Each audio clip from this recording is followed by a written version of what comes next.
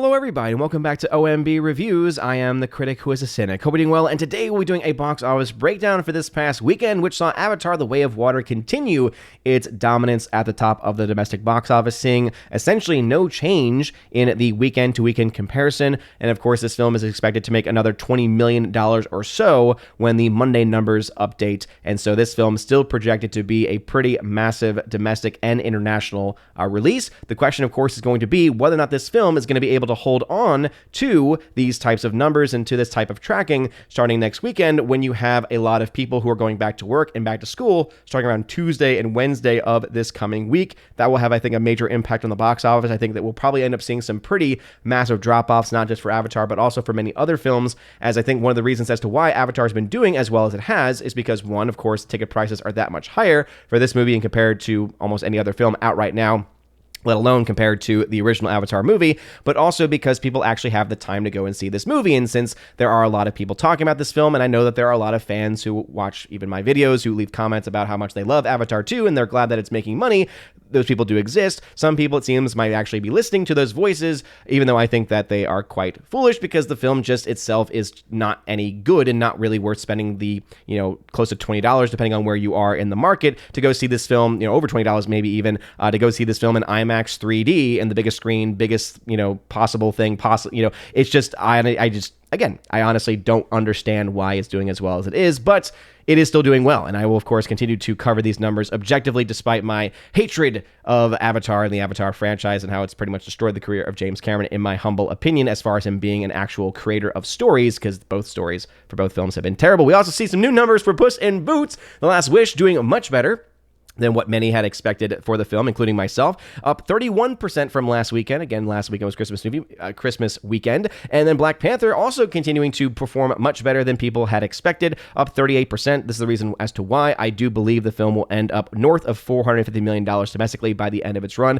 This movie will also see a massive drop-off next weekend. The question for this and for all the films I've talked about and the other films I will mention is going to be how much drop-off are we going to see going into the first full weekend in January, where films go to die, as I always like to say. We will wait and see. But before we go any further, though, please make sure you smash that like button, that fire button if you're watching over on Odyssey, and smash the little rumble button if you're watching over there. And also make sure that you are subscribed to the channel with the bell notification on. That way you know every time a video or live stream goes live on the channel. Still can't quite say that as fast as I want to, as clearly as I want to. But I want to say, first off, a happy and blessed new year, everybody. Happy year 2023. Hopefully it is much better for you than it was in 2022, as I hope everyone's years are better. Also, blessed feast of the octave of Christmas. And so again, we are still in the Christmas season, so Merry Christmas, everybody out there. And let's go ahead and dive into these numbers. So Avatar: The Way of Water, $63.4 million, no change from the Christmas weekend, bringing its entire domestic total to $421.5 million. You can see the per theater numbers are still quite strong for this movie. Much of that has to do with the fact that the ticket prices for this movie average are much higher because people are going to see this film in droves in IMAX screens and IMAX 3D screens in the premium formats, and not really as much in the 2D and some of the lower tier type experiences that people have. You would think that a film like this would bring people out to go see the film in 2D, where it costs a little bit less money, right? If they're bringing their family especially. But interestingly enough, if people, and again, it makes sense to me to some extent, if people are going to waste, in my opinion, 3 hours of their time on a movie, then they're going to do so in the best way possible, in the best screen possible, with the, quote, highest quality possible, despite the fact that I think 3D is continuing to be a massive gimmick, and I just am already dreading the day where Disney and other studios are going to take the success of this film and are going to say, oh, people like 3D again, and then are going to re-release all of their films and release rather all of their films in a mixed after the fact 3D movie.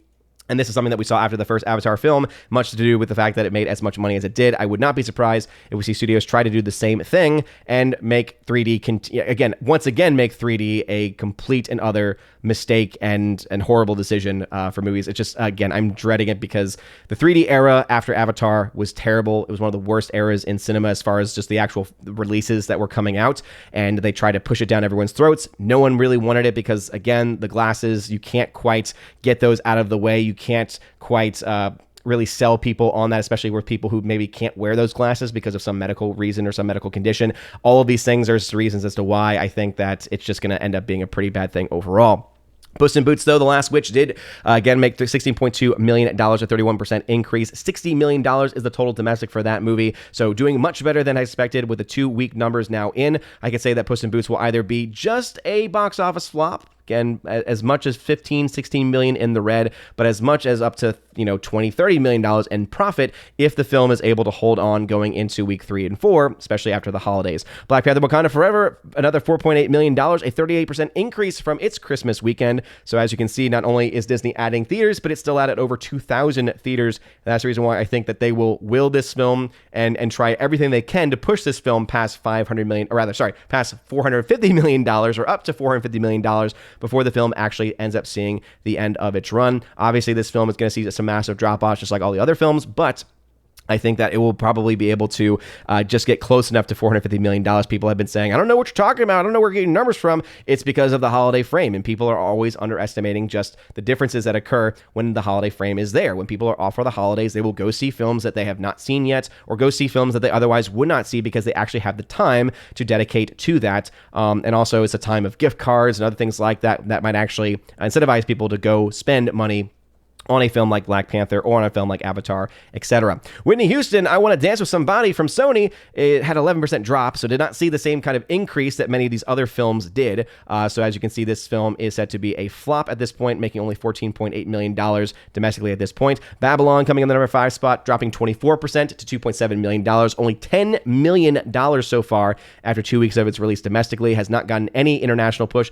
$815 per screen, per theater. That is, again, that's just abysmal. That is awful.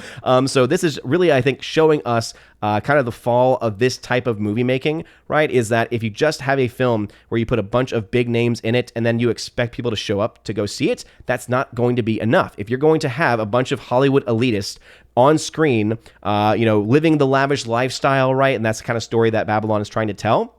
That is not going to be able to bring the normal everyday person out to go see your movie. It's barely even being able to get the critics to go out to see it because the critics haven't really been all that high on this movie either. So you need a little bit more than that if you're going to sell a film. Films like Babylon and Amsterdam, which again, Amsterdam itself was over $100 million flop. Babylon is now projected to be a $100 million flop as well. That's the kind of numbers you can expect if you continue to push this kind of nonsense into your films. And this makes me very sad because it tells me that Damien Chazelle, who made this movie, I think that he might be done as a filmmaker, because he started off great with Whiplash and then ever since then has never been able to recapture that same magic, and is again just continuing to put out disappointing releases. And I don't know what happened to him. I think Hollywood probably got to him. I think this film probably is the culmination of all of that. Coming in at the number 6 spot is Violent Night, which also saw a drop off, though. To be fair, this film has been out a bit longer, right, at 5 weeks out, and this is definitely a niche type movie that not everyone's going to want to go see. $47.5 million, though, is still pretty good.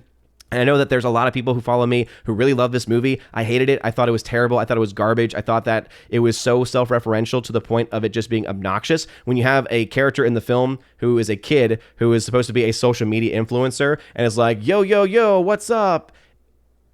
At that point, I immediately was like, okay, yeah, this is going to be cringe. It's going to be cringe. It's going to be cringe. And then you have the actors who can't act, and it's just, again, it's not good. Not good at all. And for those that like it, hey, good for you. But looks like this film is not seeing the same kind of love that some of the other films on this list are actually going to see. Not that those other films are good, but it is, I think, something worth talking about and worth mentioning. The Whale is continuing to add theaters so slowly that it's driving me insane. It's the one real last film of 2022 that I want to actually see before I put out my top 5 and bottom 5 of the year. And this is a movie from A24, and so A24 is known for having these types of very small releases, but it drives me completely bonkers. So hopefully the film releases somewhere near me soon so I can go see it, so I can put out my top 5 list of the year. But just the performance for Brendan Fraser alone makes me want to go see this movie, as it might be in contention because of that performance. We'll have to wait and see, of course. The Fabelmans at the number 8 spot, also having very limited release as well, seeing some increases there because it's adding on more and more theaters. It's a movie I have really no interest in.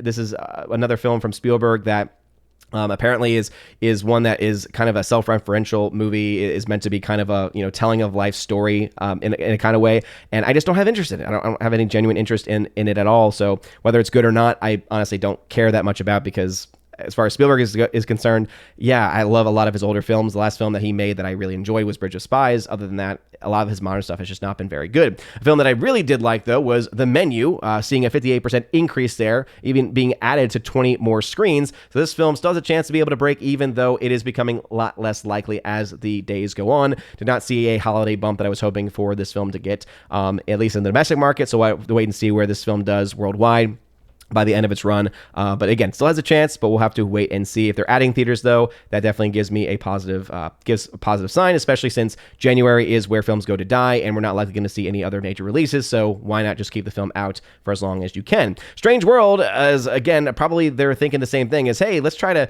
not have as much of a loss on our books as we possibly can, but they're still pulling this from screens, whereas a lot of the other films you saw, right, even the films that lost money from last week, you still had people adding screens or not changing those screens. Strange World is the opposite, right? Because they recognize that this film is gosh awful. $434 per screen, not very good. This film is, of course, already on Disney Plus, and so that's probably cutting into it as well. But this film was already not making money, already a $200 million loss, so not a surprise there at all. Devotion did see an increase, though. As you can see, it's pretty much been abandoned by Sony, as this film was also expected to be around a $100 million loss, doing better at least per screen, but again, when all is said and done, not going to end up being a very good look for the movie. As you can see from our buddy Tony over on Deadline, he talks about how The Way of Water has passed $400 million at the domestic box office. Internationally, of course, $1.3 billion. They expect the 4-day to be $82 million when everything is said and done, so that's including tomorrow's Monday numbers. What I did find interesting, though, is that they mentioned that this film is right now tracking alongside Rogue One, right? Star Wars Rogue One. It says, if those Disney estimates stick, Avatar 2 will be 400,000 shy of Rogue One's running total through its first 18 days. It took Rogue One another 2 weeks before it crossed the $500 million mark stateside, and the pick's final total was $532.1 million. That's, of course, before adjusted for inflation. So it is going to be interesting to see how Avatar 2 continues to track domestically up against a film like Rogue One. And that's something that, of course, we'll begin to cover a little bit more and compare this film to, because once we see, again, those fourth week numbers when it doesn't have the holiday frame to really protect it and to really beef it up, is it going to be able to stand on its own or not? Again, $1.3 billion is still a lot of money, especially in the amount of time that it's been out, but it still is important for us to see whether or not this film, even by the filmmaker standards, is able to actually make its money back. Now, again, according to the actual projected, production budget for the movie and what we've been told by the studio, the film has made its money back based on those numbers. It's, alone in typical marketing standards. Now, they're not going to tell us probably what the actual film costs as far as marketing is concerned. So all we can do is just go with what is standard. But it is interesting that you have James Cameron coming out and one day saying, oh yeah, it needs to make about $2 billion to break even. And then changing his story to say, oh, maybe not $2 billion, but maybe $1.5 billion it needs to break even. In either case, you're talking about a filmmaker who is admitting that this film costs a lot more than what is being said, or what is being reported. That is already a little bit shady to me, because it tells us that Disney is trying to hide how much they actually spent on this movie, because even though the film is set to make its money back, is set to be able to break even, make some money, again, based on what we've received from the studio, the film has already done that. It's actually north $200 million in net profits. But it is, again, intriguing nonetheless that you do have this again, weird situation going on where the filmmaker and the studio don't seem to be on the same page as far as what the actual break even for this movie is going to be. And it's going to be a question of, do they actually have enough money here to justify spending the amount of money that they had on this movie for the next film, which is already done with its principal photography and is going to go through the process of being made, the CGI to be actually, made. Even James Cameron himself actually wants this 9-hour cut. That's right, 9-hour cut to get full CGI treatment. So if we thought that the second film cost a lot of money, just wait until that Avatar 3 budget comes out, because something tells me that film is going to be probably the most expensive. People have been saying Avatar 2 is the most expensive.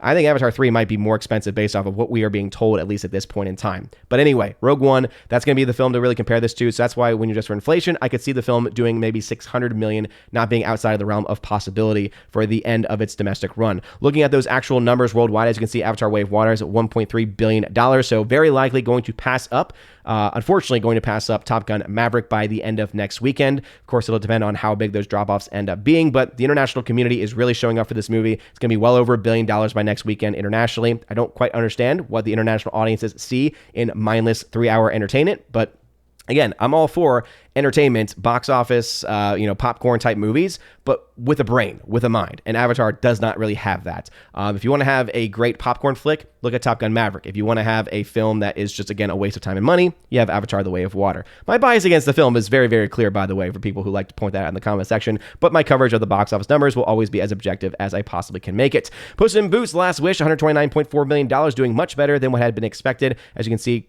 based off of even the charting at the numbers, doing well over what they had expected this film to do. I think a lot of that has to do with the fact that it's a holiday frame, so you have a lot more families out. You also have a lot of good word of mouth for this movie as well from general audiences. But the question will be, will it be enough to carry this over next weekend? We'll wait and see, because that's going to really be ultimately a make or break, is the long-term returns on this movie. Black Panther: Wakanda Forever is at $818.4 million worldwide, so that's why, as I mentioned previously, my final result had been, for weeks now, has been $800 to $850 million. I still think that that's going to hold true, and I still think the domestic numbers are going to end up capping out somewhere around $450 million or so. For those who keep saying that's stupid, that doesn't make any sense, again, look at the numbers as it is right now, and the likely chance of it, doing that is definitely on the table. Whitney Houston's I Want to Dance with Somebody, I don't know why they're calling it that, but hey, it is there. $27.9 million. So even though it has numbers here above historical standards, not enough to justify its existence as far as whether or not it'll make money or not. Projections right now show this film being a box office flop. Not nearly as much of a flop, though, as Babylon, which, just like with Amsterdam, was a poster with a bunch of names on it, and it doesn't sell a movie. It doesn't sell the actual tickets to go see the film. Sure enough, the same thing is happening here with Babylon, just like it happened with Amsterdam. And to no one's surprise, this film is also expected to be a massive loss. Again, $100 million of a loss for this film. So even though this is technically doing better than historical standards, at least according to the numbers reporting, it is interesting nonetheless to see this film, and right now projected to be a massive flop. Violent Night, $72.8 million, so continuing to trend upwards. Even at that 40% drop-off, it is still towards the higher end of the tracking. Compared to historical standards domestically. So Violent Night doing quite well, already made its money back, even though the film is trash. The Whale, again, I cannot wait to see this film from Darren Aronofsky with Brendan Fraser. I think that it's going to be great. Again, I'm very excited to go see it. I'm sure that there's going to be people that maybe don't like it, but I want to see it for the performance from Brendan Fraser. I know that a lot of people are fans of him in general. So $5.7 million is the current total, but again, I'm not really covering this film until we get an actual wide release, and I don't know if we're ever going to actually get that. Same thing with The Fabelmans, $12.7 million for anyone that cares. The Menu at $64.8 million. Again, really hope this film, as you can see, is actually off the charts now for the domestic tracking. Hope people continue to go see this film. If you've not seen this film, I highly, highly recommend it. If you are a fan of thrillers, if you are a fan of Ralph Fiennes, if you are a fan of Anya Taylor-Joy, if you're a fan of Nicholas Hoult, I think any of those are good reasons to go watch this movie, because it is a darn good time. And it's a fun journey to go on as far as the story is concerned. Strange World, $63 million, need I say more? Devotions at $20.2 million. I know that there are some people that actually saw this, even though it is towards the higher end historically for the domestic charting. The film cost way too much money to just justify its existence, and so $20.2 million results in this film being a $100 million loss. And then also we saw the very, very limited release of A Man Called Otto. It's a film featuring Tom Hanks that's actually not being put out by Disney. That's the most impressive and craziest thing to me about this movie. Interesting that it's getting a wider release January 13th. But again, its official release, probably for awards contention, is in December. So this film was only at $600,000. But again, it's because of what I said. This is a Sony release, only in 4 theaters. So hey, that's the same type of numbers that you're seeing from a movie like Avatar: The Way of Water, but it's only out in 4 screens, so that's why it's only $61,000. Looking at the box office charting, because we all like to do some box office charting here and there, right? We like to do that, especially on the OMB Reviews channel. We can make some projections now for a couple of movies, or rather for a few movies. So that would include, let's go ahead into the week 2 totals here. The I Want to Dance with Somebody film at 2 weeks, that's at $27.9 million. So I'm projecting the film to make somewhere between $39 and $55 million by the end of its run. This is the worldwide totals. Babylon at $10 million after 2 weeks, expected to make somewhere between $14 and $20 million. Yes. Awful numbers for that movie. Puss in Boots, $129.4 million, is projected to make somewhere between $184 and $258 million by the end of its run. And also, I'll give an update here to Avatar. I'm not changing my box office tracking, and I'm not changing my charts, because this is, again, what I base everything off of is this typical modeling. There are some films that underperform. There are some films that overperform. Right now, Avatar is tracking to be one of the films that overperforms. Just by how much is going to be the ultimate question. And obviously, a big question mark is especially next to what is the actual budget for the film, because based on reports, if I take the average of what's being reported, because it's been as low as 350 and as high as 460, that's an average around 405 million, which is why I'm using that in my charting. That would put the break-even point around $1 billion. But do you take James Cameron's word or not? That is a big question. So that's going to determine whether or not this film is a huge success, which right now $200 million in net profit's pretty good. And if it's expected to make somewhere close to $2 billion, hey, you're looking at $500+ million in net profit by the end of its run. That's a pretty good return on investment if, again, that budget is actually 405. Something tells me that that's probably not the actual case, but we'll wait and see for that. The break even, though, for these other films, I Want to Dance with Somebody, is 112.5, 195 million for Babylon, and then 212 for Puss in Boots. So that's the reason why you have films like the I Want to Dance with Somebody expected to lose somewhere between $43 and $33 million. Not nearly as bad as Babylon's projected $108 to $104 million loss, so a massive loss there. For Paramount, though, I don't think they mind, because they had a huge release in Top Gun Maverick where they made massive returns on investment, like $600+ million in net profit. So $100 million loss is not the worst thing, but it's also not the way you want to end your year, especially after a pretty strong year from Paramount. Not a good film to end on. I don't quite understand why they put as much money behind the film as they had previously. Puss in Boots is projected to, again, as I mentioned earlier, lose either $16.5 million or make as much as $27.8 million. So as you can see, a bit of a range here for this movie to be either a flop or to just make its money back. It's really going to depend on just how well this film does after the holiday frame. And of course, I could say the same also for the long-term projections for The Way of Water. If it continues on its current track, you're looking at well north of $2 billion by the end of its run. If you see a massive drop-off next weekend, but it still makes $1.5 billion because of the international market, then you will start to see this film maybe capping out somewhere around $1.7 to $2 billion. But if the film does not see a massive drop-off, domestically especially, then you start to say the question, okay, how much over $2 billion does this film actually make? And that's going to be one of the questions that I ask for those who are watching this video, especially now still at this point. Thank you for watching as long as you have. Do you think the film is going to reach $2 billion? And if so, do you think that the film is going to make more than $2 billion? And also, what are your thoughts about James Cameron continuing to change the actual, break-even point for the film? I think it's quite entertaining myself, especially with how different both numbers are from what the studio has given us, but it's just interesting nonetheless. And also your thoughts about these other films that I've mentioned. I do want to give a couple updates, though, to Violent Night. $13.6 million in net profit. Strange Worlds continues to be this massive $200+ million flop for Disney, looking like it might be end up being north of $230 million of a loss when it's out of theaters. Devotion still at $122 million of a loss there. And then Menu, as I mentioned, looking like it's probably going to end somewhere around doubling what it made in the first 2 weeks, which is a very, very strong number, but may not be enough for it to make its money back. We'll have to wait and see. Again, if you've not seen it yet, highly, highly recommended. And then Black Panther Wakanda Forever is also continuing to do not nearly as well as they had probably hoped for this movie. Based on the numbers that they've given, though, $116 million in net profit is what I expect for this movie. For this film costing $250 million, though, that's not a very good return on investment. But it is, again, still net profit, still making back what you lost in spending on the movie. Again, based off of what's actually been reported. I still do think that this film probably will end up around $850 million when all is said and done. But those are the numbers as they stand. What are y'all's thoughts about any of these films? Let me know in the comment section down below. If you like this video, smash that like button, loud that fire button, Aussie, and smash the little rumble button. You're all amazing and beautiful people. We'll continue to have the December shoutouts video as I wait for things to process at the beginning of this new year. So expect a January shoutouts video very soon. If you are that keeper, the Bifrost level and above, please do let me know if there's a special name that you want me to use when shouting you out. And of course, if you are a member at that level on either Subscribe Star, Patreon, or on Locals, right, you do have access to getting a special customized shout out as a part of the perks of being a member there. So anyway, you guys are all amazing and beautiful people. Hope you all have a wonderful rest of your day, a blessed new year, a very Merry Christmas, and as always, God bless.